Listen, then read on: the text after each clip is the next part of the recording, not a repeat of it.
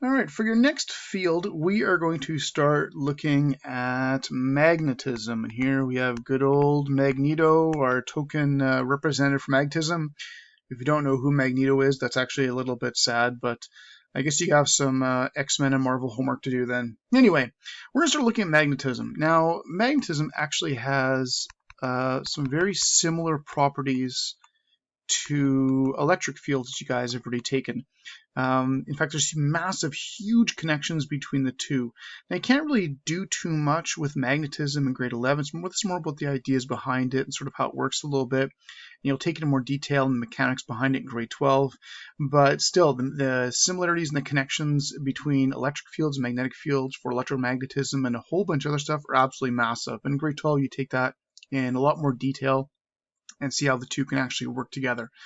So, but just based on the basic type stuff, they do have similar properties. For example, you have two poles, just like with electric fields and charges. Instead we don't have like positive and negative. We have, of course, the north and south. So you have north and south poles for a magnet. Okay, so for example, this is the token type of thing that you might be used to seeing, something like this. Here we got a picture of a bar magnet. There's north end, there's south end. And you can see the magnetic field probably made with iron filings going around it, something like this. And it looks almost identical to an electric field. In fact, if that was a positive and negative charge, the field would look almost perfectly identical. So even just the way the field appearance, the actual field appearance is often very similar. So how they actually look, just like electric fields, with magnetism, you can attract and you can repel, just like with electric fields. So these are all just a few of the similarities and connections between the two. Now, of course, if we would sort of draw a magnet here, let's draw a little magnet, maybe something like this. There we go, good. We have a north end, south end. Standard color coding for magnetic field is blue. And if we sort of drew a magnetic field around the magnet, something like this, sort of like what's in the picture, it is a vector quantity, and magnetic fields are drawn going from north to south. So they start at the north end, they wrap around and go to the south end, except actually inside, it'll keep on going towards the left, south to north, but outside the object, it goes from north to south. So when we draw the fields, the actual fields, and the symbol for magnetic field is actually a B, which may not make any sense to you, but if you want to argue that, you can go talk to James Maxwell, one of the smartest people who ever existed, about why it's a letter B. But anyway, the magnetic field, or the B, is actually drawn going from north to south. Okay, and that's the way we draw the magnetic field. Now, one of the things you may have done if you're a kid or something like that, and you had like magnets on the fridge or something like that, and you happened to drop a magnet, and the magnet ended up breaking. So you end up with like two parts to a magnet. So maybe I'll just redraw a little broken piece. There we go, something like this, north, south. One of the cool things about it, though, is you don't just end up with north end and a south end. Because if you've ever broken a magnet before, these two parts here want to stick back together, and in fact so do these. And it's kind of cool because here you'll create a new south pole and here you'll create a new north pole, and they will still attract to each other. So that's one of the cool things about magnets compared to electric fields, is when you have a magnet or a source of magnetism and you sort of split it up, well, you end up with smaller magnetic sections. So one of the questions that actually came up way back when is, how small can the actual magnets be? Okay, so how small can magnets actually be, and what's the smallest they can actually go? Like, can you keep on breaking these magnets up again and again and again and again? Like, how small can you actually make these things and still have magnets? Like, what's actually going on inside? And this led to some ideas and theories and discoveries of what's actually the ingredients, so to speak, inside of magnets. So what they found was, if you actually take a magnet is actually made up of little tiny magnetic sections inside. Okay, so it's not just one gigantic magnet, it's actually a whole bunch of little tiny sections.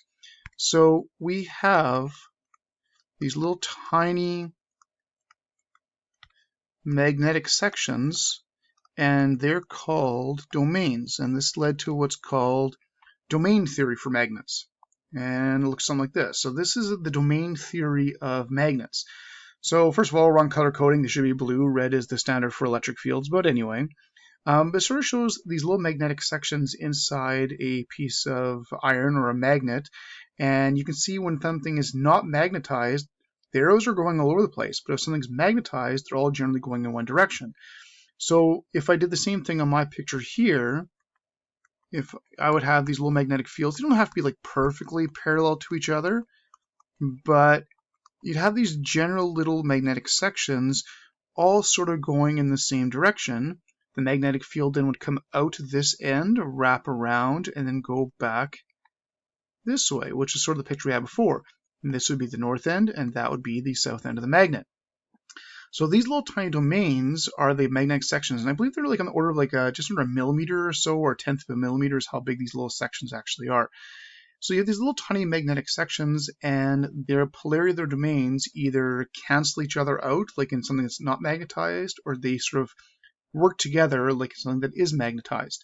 And this also explains why when you break a magnet, you get smaller magnets. So if you break this magnet, well, you still have little north poles and south poles at the breaking point because the little magnetic sections are still there.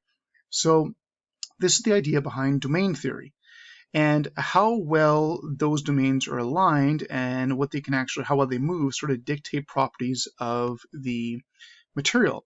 So if we look at those domains and how those domains work, so to speak, if they're random, then it's not a magnet because all the little polarities are sort of canceling out. If they are aligned, then it is a magnet, or it's magnetic. This also helps to classify materials, and there's different classifications of materials based on how the domains work. For example, you've probably heard of ferromagnetic materials before. Of course, the common one for that is iron, hence the Fe. And a nice way to think about it is they have ferromagnetic materials or iron have really, really loose domains, which means if you put them within a magnetic field, they will line up easily. And then you just have to lock them into position to make a magnet. But something that's ferromagnetic has very, very loose domains. It's a good way, nice way to think about it. So magnets work really, really well on ferromagnetic materials such as iron. Now there's also paramagnetic materials, for example, silicon. Anyway, paramagnetic materials have really, really tight domains. They don't shift and move very well. So materials then don't stick to a magnet. So even though they might move a tiny little bit, it's not enough for it to actually stick. So if you ever try to stick a magnet to metal or something like that, like aluminum or something like that, like it doesn't really work very well. It doesn't mean the domains aren't moving, but they're not moving nearly enough to actually have the polarity to actually stick. Now there's also something called diamagnetic, and diamagnetic also has really, really, really tight domains. The difference is both of these guys will attract, while this guy over here, this one will repel. So a diamagnetic fridge would absolutely suck because every time you tried to put something on your fridge with a magnet, the magnet would actually come away from the fridge instead of actually sticking the thing on. Okay, so this is how domain theory has sort of helped us figure out how materials actually work and how the alignment of the domains actually work in terms of the magnetic properties that materials that can actually sort of show us. So here's a picture of actual domains using a special type of magnetic camera, so to speak. Here we have like a zoomed in picture of a material, and you can actually see the little magnetic differences in the material, and those are the actual domains themselves. And you can see how it almost looks like a black and white picture taken from space, or like farmland or something like that, where there's different fields and stuff like that. But those are the actual domains within a material. and you can see how there's like differences in the magnetic polarities and that type of thing. Okay, so that's what it would actually kind of look like. Of course, you can't actually see this with a special, microscopes and stuff like that, but that's the way it is. Okay, so if we want to like make magnets and stuff like that, it's all about manipulating domains. So if we did want to actually make a magnet, of course they make magnets all the time. What they will typically do is they will typically melt the iron first of all. They put it into a liquid form. Now, first of all, so you can actually do two things with it. First of all, if you actually can do this, first of all, you can mold it, like you pour it into a mold, but it also helps to make the domains nice and loose because they can flow around. And then what they do is they can expose it to a very, very strong magnetic field. And of course, when you expose it to a strong magnetic field, this magnetic field actually then aligns the domains in liquid form. And then all you have to do is let it cool and solidify, and the domains can be locked in place, and you get a really, really strong magnet. And of course, the better the domains are lined up by the external magnetic field, the stronger the magnet's going to be. And of course, they can make some really, really, really strong, powerful little tiny neodymium magnets and stuff like that. Unfortunately, we're not in my lab. Otherwise, I could show you some of the cool ones I have in a lab. I've got one that I can actually use. I got a cannonball. You can actually hold up a cannonball with. There's lots of different cool things I could have shown you if we're in our lab, but we're not. But they can do some really cool things. You can just look up cool magnetic tricks and stuff like that, and there's lots of cool things that you can actually do with it. Now, this also happens naturally. The Earth, of course, has a magnetic field that goes around it. And if you don't know, the geographic north is actually magnetically south. That's why when you use a compass, the little red arrow, that's the North Pole on the little magnet that's inside the compass. Well, why would a North Pole for a compass be attracted to a North Pole? Well, it's not, because the North geographic pole is actually magnetically south, believe it or not. And what they found is the actual magnetic field of the Earth actually flips every few thousand years. So this picture right here represents the mid-Atlantic ridge. So underneath the ocean, of course, where the continents are coming apart. And if you actually go across there where the molten lava and magma is coming out, of course, the ocean, when the iron content comes out, it gets aligned by the Earth's magnetic field, and then it gets cooled by the water and locks into position. And they found that the actual magnetic field of the Earth actually switches every few thousand years. Now, of course, the Earth's magnetic field is all around the planet and stuff like that. And if you can go to places that have lava activity like Hawaii, this is a place where you can actually try to find naturally occurring magnetic deposits of iron, where the magma came out and the lava flows came out, especially when they're on the land and they had lots of time for the Earth's magnetic field to align the domains in the lava pools while they slowly solidify. This is where you get some nice, cool, naturally occurring magnetic type rocks. And if you go to Hawaii and try and go around using a compass in Hawaii, it can be kind of messed up because there's so many magnetic field fluctuations in Hawaii because of all the lava activity. I mean, they're just volcanoes. And there's other places around the Earth like that too, but it's really neat how the Earth's magnetic field actually can align the stuff if it's got time, enough time to actually cool and solidify and stuff like that. So, of course, the Earth's magnetic field is also really important for us because it protects us from the solar wind particles from the sun. This is basic grade 9 astronomy type stuff. So the Earth's magnetic field protects us from that. So if the Earth's magnetic field did get weaker, that would make things kind of tough.